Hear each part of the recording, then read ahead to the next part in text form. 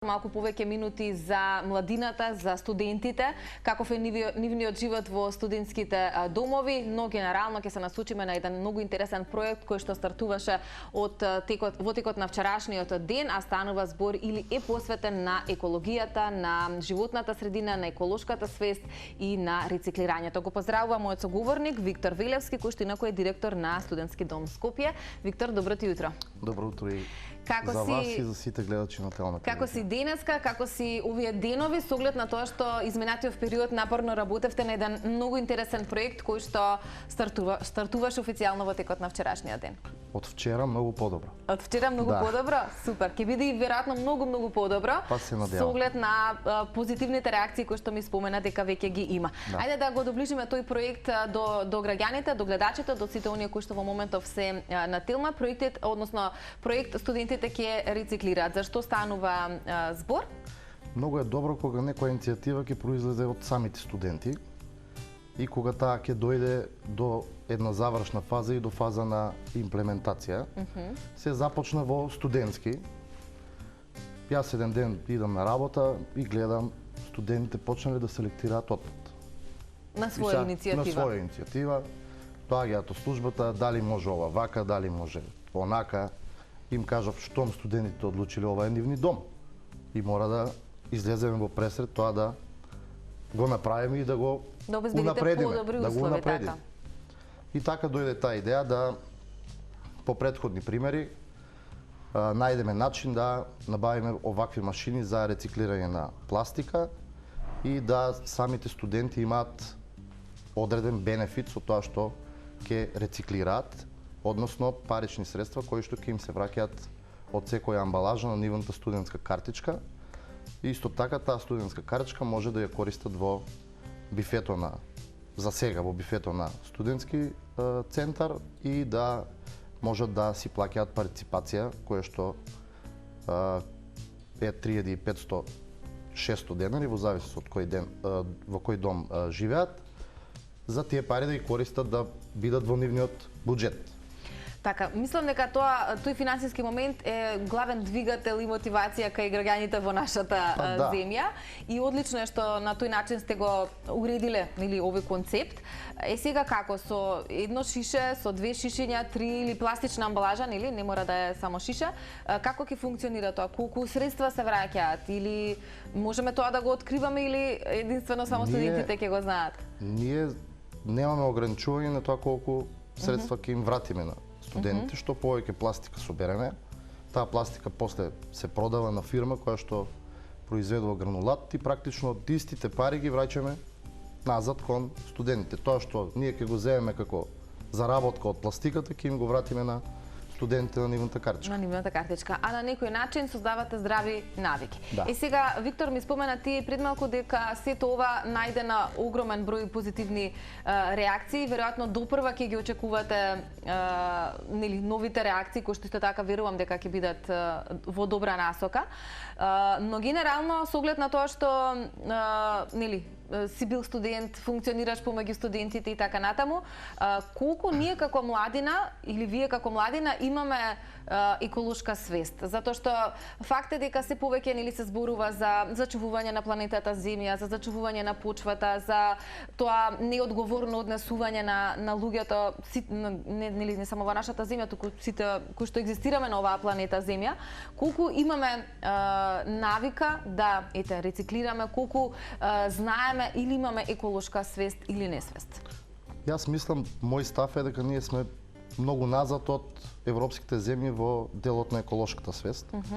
Но ние како млади кои што се занимаваме со политика, е наша обврска тоа да го издигнеме на едно ниво кое што ќе биде барем приближно до европските земји. Затоа јас апелирам до сите млади кои што се занимаваат со политика и до сите оние здруженија кои што работат на проблематиката за здрава планета, за помалку отпад и така натаму, да инвестираме во вакви проекти кои што ќе придонесат за намалување на отпадот, затоа што отпадот не е џубре, тоа е пари и треба да искористиме можноста да од тој отпад имаме општ бенефит за сите. Тоа е и за младите, и за возрастните, тие пари никој нема да, како кај на што се вели ќе се украдат, ќе се... Не, дајте да ги инвестираме, да ги вратиме пак онаму кај што е потребно, затоа што ние во државата имаме премногу проблеми и премногу проблеми се ставале под тепих многу време. Па дај да најдеме начин тие проблеми да почнеме да ги решаваме со овакви идеи, со овакви иницијативи, за да може да заработиме повеќе и да инвестираме повеќе онаму каде што водиме и однаму каде што граѓаните дале на крајот на денот доверба. Од вчера стартуваше или официјално овој проект, па до денеска имаш информација колку шишиња или пластични ембалажи се дадени, колку средства се вратени. Мислам, не мора во бројки, меѓутоа генерално дали има раздвижување и размрдување кај студентите, дали се активирале дополнително? Ние вчера го започнавме како пилот верзија. Сега почнува апликацијата, ја објавуваме денес или во текот утрешниот ден за студентите да аплицираат за картичката која што е официјалното нешто за да може студентот да рециклира, да почне да функционира. Така да очекуваме сите студенти кои што живеат во нашите домови, исто и вработените имаат право, кои што работат во ДСД Скопје, да аплицираат и да им се издаде таква картичка за да имаме што поголема бројка на пластични шишиња за да може да се вратат што повеќе пари.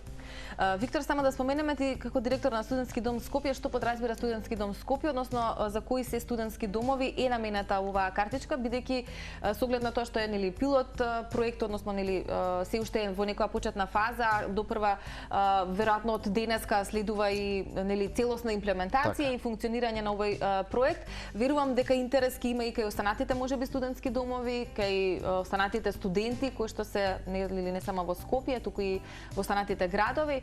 Меѓутоа сега за кого се е овозможена оваа студентска картичка која што нуди ваква можност? Државен студентски дом Скопје опфаќа 3 објекти. Тоа е Државниот студентски дом Гоце Делчев, Кузма Јосифовски Пито и Стив Наумов. Тоа се трите објекти кои што спаѓаат под таа да речам групација ДСД Скопје.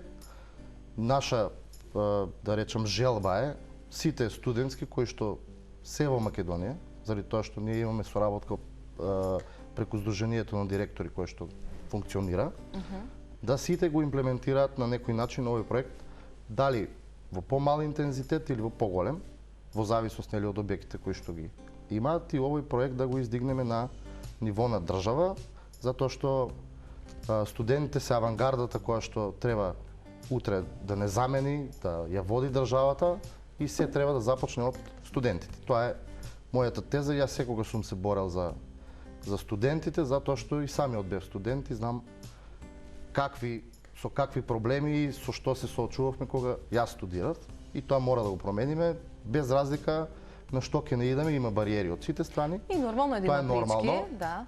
Но наша обврска е да најдеме начин и да најдеме, да речам, плодна почва за тоа да го реализираме и еднаш за секогаш да се решат проблемите кои што ги имаат студентите.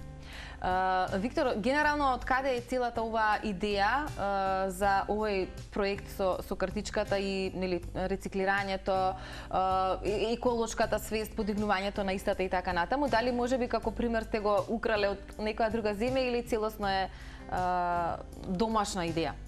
Да, проектот е домашна идеја, значи во нашето опкружување не сретнавме некој студентски дом или центар да има сличен проект. Е целосно домашна идеја. Имаме кај нас позитивни примери на институции кои што го имаат спроведено, но во рамки на студентски центри нема овакво нешто од оваков тип или карактер да е спроведено, а случајот со картичката е нешто наша иновација која што сакаме да ја издигнеме на официјална студентска платежна картичка. Тоа е нашата цел и за тоа ќе работиме во идниот период. И како што спомена, да биде на ниво на цела земја, односно да може да функционира во сите градови. Ќе те прашам за свесноста или несвесноста на граѓаните, колку е потребна едукација во поглед на тоа рециклирање, затоа што ќе искористам еден пример од мојата зграда во која што живеам и функционирам, каде што има поставено корпи за рециклирање, меѓутоа се уште за жал има многу граѓани кои што не знаат како да рециклираат и многу често непријатни слики ме пречекуваат кога ѓубрето домашно нели е фрлено во корпа за рециклирање каде што треба нели да се стави хартија или пластика. Така што сметам дека тоа е еден проблем на кој што треба дополнително да се работи во поглед на едукацијата.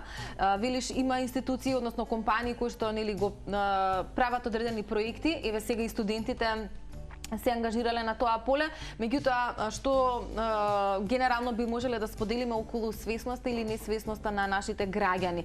Колку сме едуцирани или колку е тоа поле на кое што треба дополнителна едукација? Вие кажавте во еден момент дека финансискиот бенефит е нешто најбитно. Да, тоа е некако двигател. Да, двигател. Да.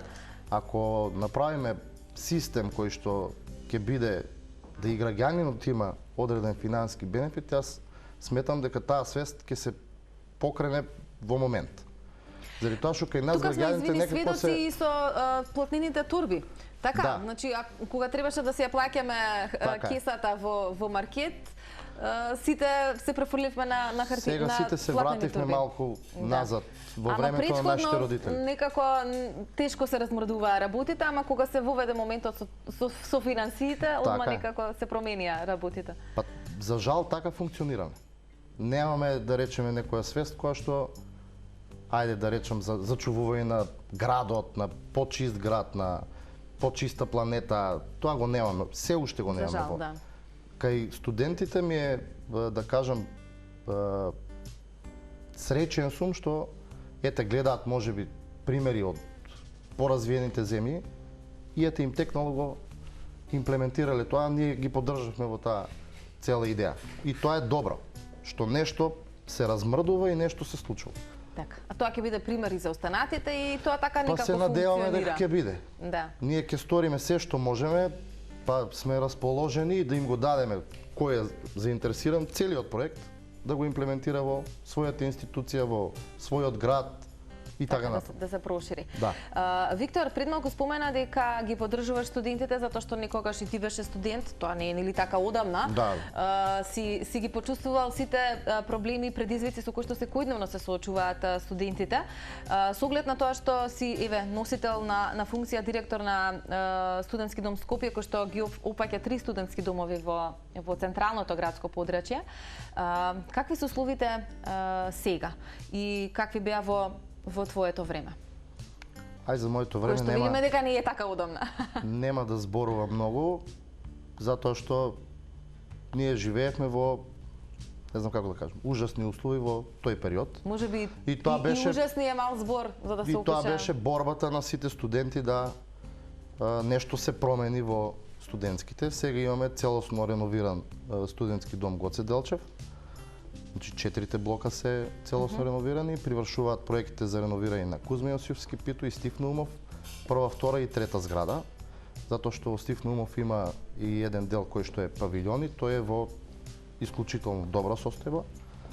Нормално го одржуваме и не даваме да пропадне, како што некоја се правило во студентски и затоа студентски е до тој стадиум што е доеден. Се надевам дека некаде од јули ќе почне старт на градежните работи во Кузман и во Стив, затоа што ќе започнат паралелно. Стив 1 и 2 се затворени, значи не се сместуваат студенти таму заради катастрофалните услови кои што постојат внатре. Тоа е не знам. А од кога се затворени и дали се затворени по иницијатива ваша можеби по иницијатива на претходниот директор кој што така, затоа што не се стварно услови за живење. Не, тоа е надвор од секаков нормален свет. Така да се затворени, не се сместуваат студенти внатре. И трета зграда е во лоша состојба, но пак е нешто од нешто. Колку толку функционира. Се надевам дека еве јули ќе започнат со градежните активности. Тоа е проект преку КФ банка, обезбедени се средства, така да проектите привршуваат, ги прави Градежен институт на Македонија. Виктор, имаш информација колку студенти во Скопје функционираат? Кај нас... Затоа што студентските домови се нели полни, како да кажам, има интерес за нив, иако нели за жалете се уште во некој од нив има катастрофални и ужасни услови за живот, едноставно студентите немаат нели по некој пат друг избор. Така е. Во поглед нели на финансиите, плаќање кири во Скопје, живење и функционирање. Па добро, ја не сум од Скопје, знам како тоа функционираш кога јас студирам. Бараш поевтина варијанта за да можеш да ги завршиш студиите. Тоа е секако голем терет на родителите. На едно семејство. На едно семејство. Функционираат некаде околу 4000 студенти во студентските домови, но има многу кои што се во приватен смештај, значи во станови и така натаму. Така, факт е дека навистина ги има, дека се голема бројка во централното градско подрачје и тоа значи дека навистина треба да, затоа што во нив е иднината, треба да се обезбедат навистина убави услови. Виктор, ти благодарам за ова гостување, посакувам успех навистина со проектот, тоа е една одлична идеја која што сте ја реализирале и се надевам дека ќе биде на државно ниво, па ве очекуваме и за други убави работи да споделуваме со гледачите.